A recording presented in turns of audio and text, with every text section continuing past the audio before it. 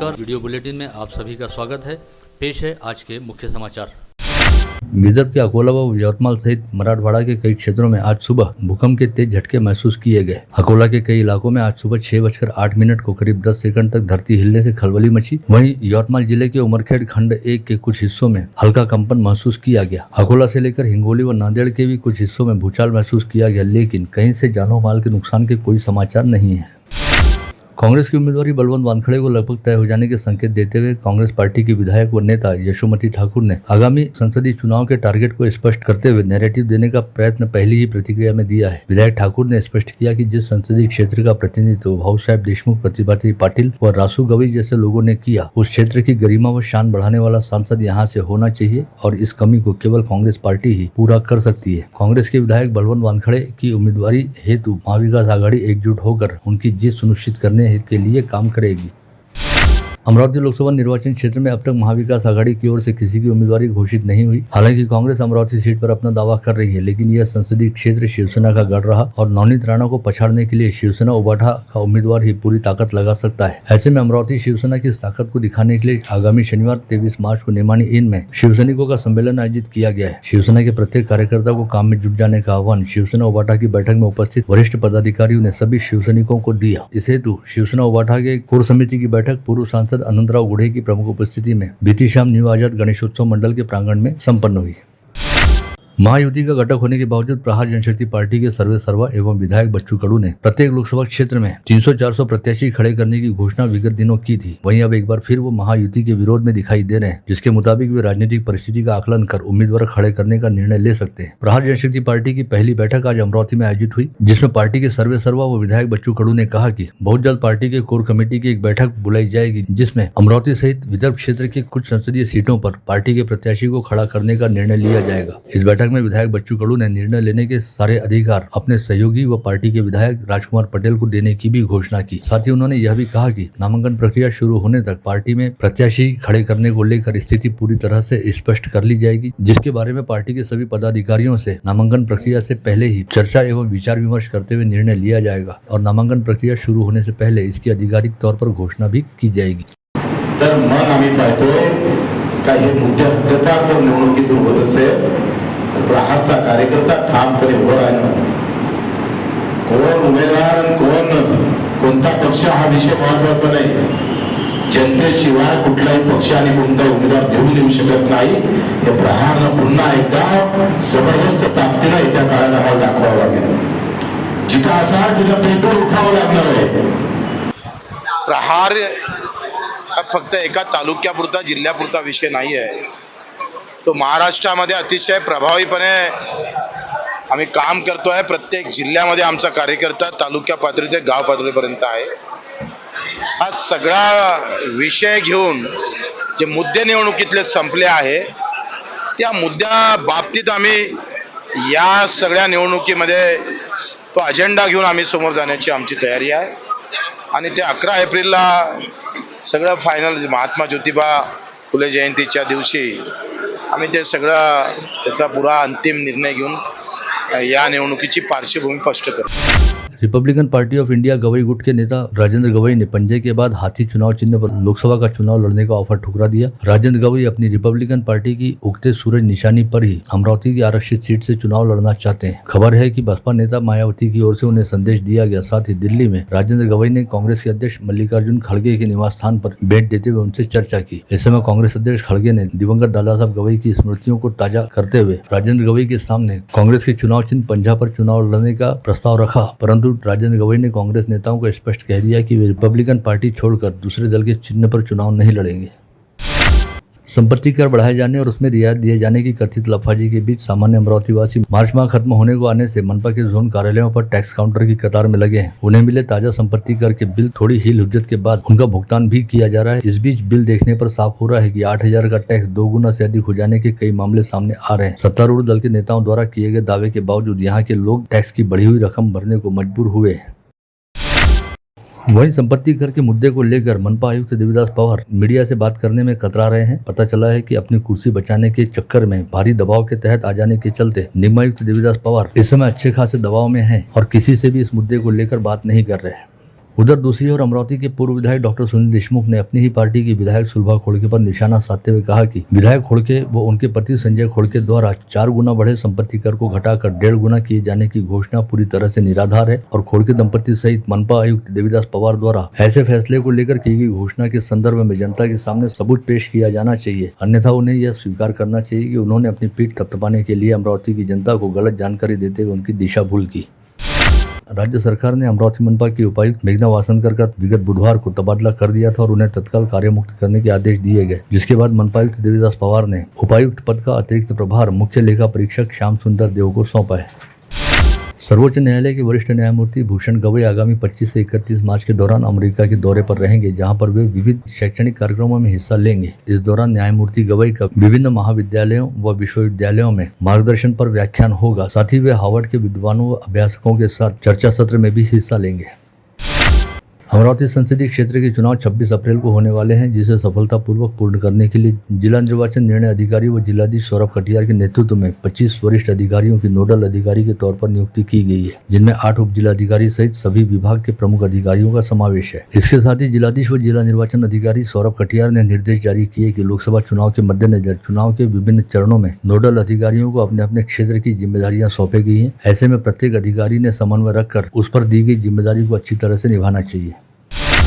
आगामी लोकसभा चुनाव को लेकर जारी की गई आदर्श आचार संहिता के संदर्भ में जिलाधीश सौरभ कटियार ने आज अपने कार्यालय में सभी मान्यता प्राप्त राजनीतिक दल के पदाधिकारी प्रतिनिधियों की बैठक बुलाई, जिसमें उन्होंने आदर्श आचार संहिता के कड़ाई से पालन को लेकर चर्चा करने के साथ ही चुनाव को पारदर्शक, भयमुक्त व सफलतापूर्वक पूरा करने के लिए सभी राजनीतिक दलों से प्रशासन को सहयोग करने का आह्वान भी किया।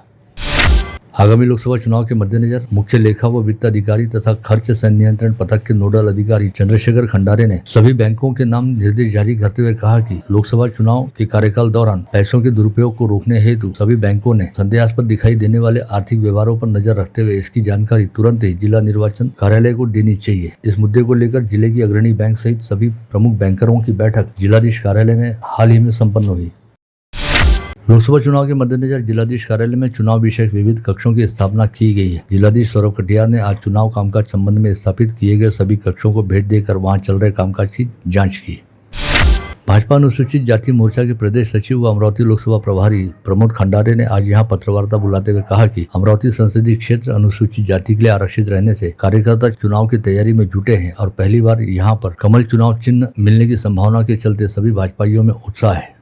जनकल्याणच्या मोदी सरकारच्या किंवा राज्य सरकारच्या योजना त्या लोकांपर्यंत पोहोचण्यासाठी आणि पक्षाच्या आदेशाप्रमाणे ज्या ज्या योजना वस्ती संपर्क अभियान असो, आपला लोकवस्ती संपर्क अभियान असो, प्रवास संपर्क अभियान असो, अशा विविध पक्षांनी दिलेल्या कार्याचा वेळोवेळी आम्ही अनुसूचित जाती मोर्चाच्या वतीने संपूर्ण जिल्ह्यामध्ये मोर्चाच्या वतीने चांगले काम अतिशय योग्यरित्या पार पाडतो आणि त्या अनुषंगाने मग एक मी अमरावती लोकसभा प्रभारी या कारणास्तव सर्व पदाधिकाऱ्यांच्याही इच्छा आहे की अमरावतीमध्ये होऊ घातलेली ही निवडणूक लोकसभेची त्यामधून आपल्या कार्यकर्त्यापैकी निष्ठावान कार्यकर्त्यांपैकी लढावी।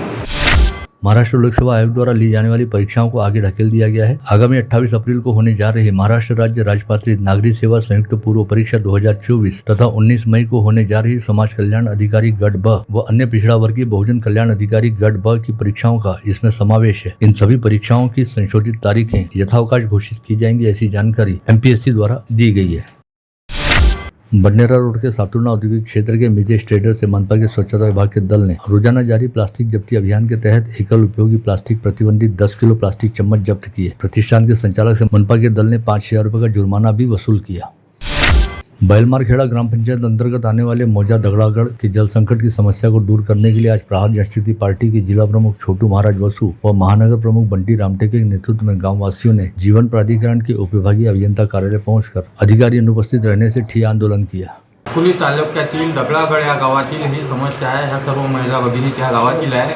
गेल्या 3 ते 4 वर्षापासून त्यांना पाणी मिळत नाही, पाण्याची समस्या आहे 8-10 दिवसातून एक वेळा नळ येतो आणि आता गेल्या 12-13 दिवसापासून त्यांना पाणी मिळत नाही आहे. म्हणून त्या सर्व महिला भगिनी या ठिकाणी आलेल्या आहेत. जिथपर्यंत आम्हाला पाणी नियमित मिळत नाही तोपर्यंत या कार्यालयातून त्या हटणार नाही आहे, कारण वारंवार त्या मजुरी पाळून इथे येत आहे, परंतु त्यांना आजपर्यंत न्याय मिळाला नाही. म्हणून आज त्या जिथपर्यंत न्याय मिळणार नाही आणि पाणी त्यांना नियमित मिळणार नाही तोपर्यंत या MGPच्या कार्यालयात, या डेप्टी इंजिनियरच्या कार्यालयात ते ठिय्या मारून बसणार आहे आणि येथेच उपोषण चालू करणार. 2 दिन बाद होने वाले होली के पर्व पर विभिन्न प्रकार के रंग खेलने की तैयारी लोगों ने की है। साथ ही साथ खाकी रंग यानी पुलिस विभाग ने भी अपनी ओर से तमाम तैयारियां कर ली हैं, जिसके चलते शहर पुलिस आयुक्त नवीन चंद रेड्डी ने आज दोपहर तीनों पुलिस उपायुक्तों के साथ चर्चा करने के उपरांत स्पष्ट तौर पर कहा कि इस समय लोकसभा चुनाव की आचार संहिता लागू है, ऐसे में किसी भी तरह के हुड़दंग को इजाजत नहीं दी जाएगी। सर्व पोलीस स्टेशनच्या हद्दीमध्ये उद्यापासूनच होमिंग ऑपरेशन आणि पेट्रोलिंग आणि नाकाबंदी करण्यात येईल. मोठ्या प्रमाणात शहरात बंदोबस्त लावण्यात येत आहे. होळीच्या निमित्ताने कुठल्याही प्रकारची हुल्लडबाजी होऊन कुठेही कायदा व सुव्यवस्थेचा प्रश्न होऊ नये याची दक्षता घेण्यात येत आहे. कोणीही नागरिकांनी कोणत्याही व्यक्तीवर जबरदस्तीने रंग टाकणे किंवा त्याला कुठल्याही अश्लील शिवीगाळ करणे अशा प्रकारचे कृत्य करू नये. असे कृत्य करताना आढळल्यास त्याच्यावर कारवाई होईल किंवा कोणी तक्रार दिली तर गंभीर अशी कारवाई पोलीस स्टेशन आणि सर्व पोलीस विभागाकडून करण्यात येईल. विगत दिनों नांदगांवपेट पुलिस थाना क्षेत्र अंतर्गत अमरावती से नागपुर की ओर जा रही एक मिनी बस पर लूटपाट करने के इरादे से 4 गोलियां चलाने और फिर एक टिप्पर ट्रक के चालक व क्लीनर का अपहरण कर उन्हें सुनसान स्थान पर छोड़ने के साथ ही उनका ट्रक लेकर भाग जाने के मामले में नामजद 5 अज्ञात आरोपियों को चिन्हित कर लिया गया है। इस आशय की जानकारी देते हुए शहर पुलिस आयुक्त नवीन चंद रेड्डी ने बताया कि सभी आरोपियों को जल्द ही पकड़ लिया जाएगा। वे 5 आरोपी मूलतः उत्तर प्रदेश के प्रतापगढ़ से वास्ता रखने वाले खतरनाक आपराधिक गिरोह के सदस्य हैं, जिनके पीछे यूपी पुलिस की STF भी लगी हुई है। स्थानीय इंद्रभुवन थिएटर परिसर स्थित किन्नर मठ में जमकर उत्पात मचाते हुए आम्रपाली चौधरी नामक किन्नर व उसके समर्थकों ने वहां रहने वाले सोना नायक गुरु व अन्य किन्नरों के साथ गाली गलौज कर मारपीट की। इसे लेकर सोनाजी गुरु मोहना नायक द्वारा दर्ज कराई गई शिकायत के आधार पर खोलापुरी गेट पुलिस ने आम्रपाली चौधरी नामक किन्नर व उसके समर्थक किन्नरों के खिलाफ विभिन्न धाराओं के तहत आपराधिक मामला दर्ज किया है। विगत करीब 1-1.5 वर्षों से अमरावती शहर में रहने वाले किन्नर समुदाय के 2 गुटों के बीच मांगने खाने के विवाद को लेकर आपसी झगड़ा चल रहा है, जिसके तहत कई बार झड़प व मारापीटी वाली स्थिति बन जाती है। चांदुरजा तहसील के शिरजगांव कस्बा थाना क्षेत्र में आने वाले लाखनवाड़ी के संत गुणवन बाबा संस्थान के पुजारी पर बीती रात एक युवक ने बिना किसी वजह के चलते शराब के नशे में लाठी व फावड़े से जानलेवा हमला किया। इस हमले में हरि कड़स्कर नामक 50 वर्षीय पुजारी गंभीर रूप से घायल हो गए, जिन्हें एक पैर पूरी तरह फ्रैक्चर हो जाने व चोट गंभीर रहने के चलते अमरावती के एक निजी अस्पताल में भर्ती कराया गया है। मुर्सी तहसील अंतर्गत खेड़ गांव के खेत परिसर में गत रोज 40 वर्षीय महिला का शव बेहद संदेहास्पद स्थिति में पाया गया। उक्त महिला का शव पूरी तरह जमीन पर पड़ा हुआ था और उसके गले में साड़ी के फांसी का फंदा बना हुआ था। ऐसे में पुलिस ने इसे हत्या का मामला रहने की संभावना जताते हुए संदेह के आधार पर रामकली उइके नामक मृतक महिला के पति जगरलाल उइके को जांच व पूछताछ हेतु अपनी हिरासत में लिया। साथ ही उइके दंपति के 8 वर्षीय बेटे से भी पुलिस ने जानकारी हासिल करने के लिहाज से पूछताछ। धारनी परतवाड़ा मार्ग पर सेमाडोह के निकट मोती नाले में दुपहिया वाहन गिर जाने के चलते हुए हादसे में दुपहिया चला रहे दिलीप भिलावेकर नामक युवक की मौके पर मौत हो गई। वहीं अजय पोर्तेकर नामक अन्य युवक बुरी तरह घायल हो गया। यह हादसा बुधवार 20 मार्च की सुबह घटित हुआ। मृदा व जल संधारण अधिकारी पद की परीक्षा के पेपर लीक मामले में मास्टरमाइंड रहने वाले पुणे के शिवाजी नगर निवासी अभिषेक सावरीकर को भले ही न्यायिक हिरासत के तहत जेल रवाना कर दिया गया हो, लेकिन उसके मोबाइल से कई VIP नंबर मिले हैं और उस मोबाइल से इंटरनेशनल कॉल किए जाने की जानकारी भी सामने आई है। ऐसे में मामले की तह तक पहुंचने के लिए पुलिस आयुक्त नवीन चंद रेड्डी ने विशेष जाँच दल गठित किया है। अपने घर में काम दिलाने का झांसा देते हुए एक महिला को पूजा कॉलोनी परिसर स्थित बंद घर में ले जाकर उससे दुराचार किए जाने का मामला सामने आया है। इस मामले में महिला की शिकायत पर फ्रेजरपुरा पुलिस ने मनीष जोशी नामक 32 वर्षीय युवक को गिरफ्तार किया। कोतवाली थाना क्षेत्र अंतर्गत रहने वाली युवती ने अपने पति व ससुरालियों के खिलाफ शारीरिक व मानसिक प्रताड़ना का मामला दर्ज कराया और कहा कि विवाह के तुरंत बाद विदेश चले गए पति ने 7 वर्ष बाद विदेश से वापस लौटने के बाद साथ रखने की बजाय मायके से दहेज लाने की मांग करते हुए उसे प्रताड़ित किया, साथ ही उसे उसके मायके भेज दिया। शिकायत के आधार पर पुलिस ने महिला के पति सहित सास ससुर व देवर के खिलाफ अपराध दर्ज किया। नांदगांवपेट पुलिस थाना क्षेत्र अंतर्गत शिवन गांव स्थित विठल मंदिर के पास सार्वजनिक स्थान पर उपेक्षित सेवाभावी संस्था द्वारा महिला सम्मेलन व नागरिक शक्ति सम्मान व सत्कार समारोह का आयोजन तहसील प्रशासन की अनुमति लिए बिना किया गया था। ऐसे में तिवसा तहसील कार्यालय के निर्वाचन विभाग ने बिना अनुमति यह कार्यक्रम आयोजित करने वाले आयोजकों के खिलाफ नांदगांवपेट पुलिस थाने में शिकायत दर्ज कराई है।